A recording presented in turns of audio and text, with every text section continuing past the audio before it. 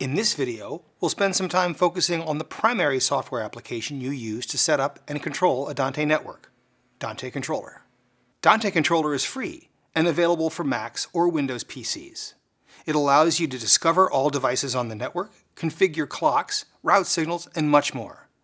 Dante Controller works with all Dante-enabled devices no matter what the manufacturer. Let's take a look. This computer is connected to a Dante network via its wired Ethernet port.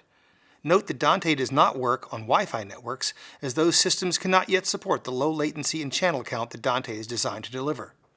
Upon launching Dante Controller, we can see that the Dante devices on our network are instantly discovered, along with any subscriptions and settings in use. The Dante Controller interface has 5 tabs for viewing and controlling different aspects of your Dante network. Routing is the most commonly used tab. This is where we make and change connections on a channel-by-channel basis between our devices. Device info doesn't allow actions, but tells you about the Dante devices on your network. This is especially useful when troubleshooting. Clock status tells you which device is currently the master clock and allows you to set master clock and external sync preferences. Network status doesn't allow actions, but reports upon network speed, Dante redundancy, latency, and packet errors. This is also useful when troubleshooting network problems. Events is a log of system activity. You are automatically notified of anything appearing here, as it may indicate a system problem that requires attention. The buttons at the top include more advanced functions that we'll cover later. In this video, we'll focus mainly upon the routing and clock settings tabs in Dante Controller, as they are the most heavily used. The routing view in Dante Controller displays receivers along the left vertical axis and transmitters along the top horizontal axis. The same devices often appear on both axes, as they contain both transmitting and receiving channels. To see the channels that a device has, click the plus sign for that device and they appear as shown. Making connections, or subscriptions as we call them, is incredibly easy. Simply open the channels for the transmitting and receiving devices that you wish to connect. And then click at the intersection of the channels you wish to connect. When the green check mark appears, the subscription is active. If you need to create splits, that is, sending the same audio to multiple destinations, it's easy to do in Dante Controller. Simply make multiple subscriptions from the transmit channels to all the receiver channels you wish to use. You can quickly connect all channels of a transmitter to corresponding channels of a receiver by control-clicking at the cross point between devices right here. Unsubscribing channels is done the same way. Simply click the green check mark on an active subscription and it goes away.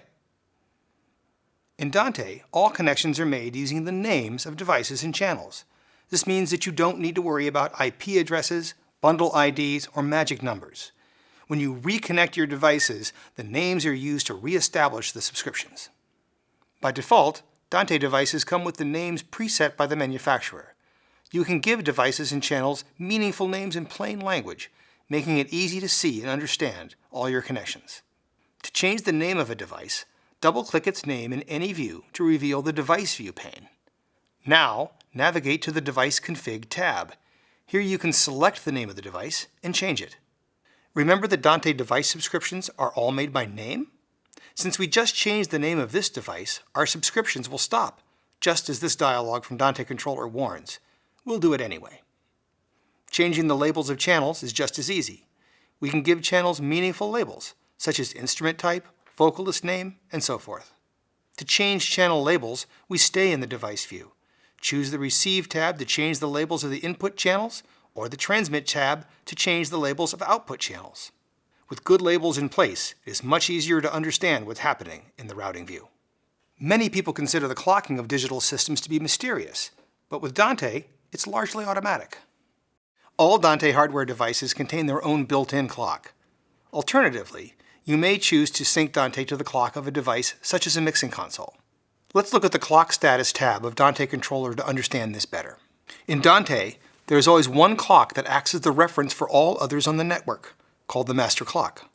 By default, a Dante system automatically elects one device to be the master clock for the network. If this device fails, another master clock is automatically chosen and the system continues to work without pause. If we wish to ensure that a particular device is our master clock, we can select the Preferred Master checkbox for that device. That essentially rigs the election of the master. Note that very often this is unnecessary. For more detailed information on configuring clocks at Dante, see our separate video on the subject at our website, autonate.com. The other videos in this series cover important areas of network setup, so be sure to watch.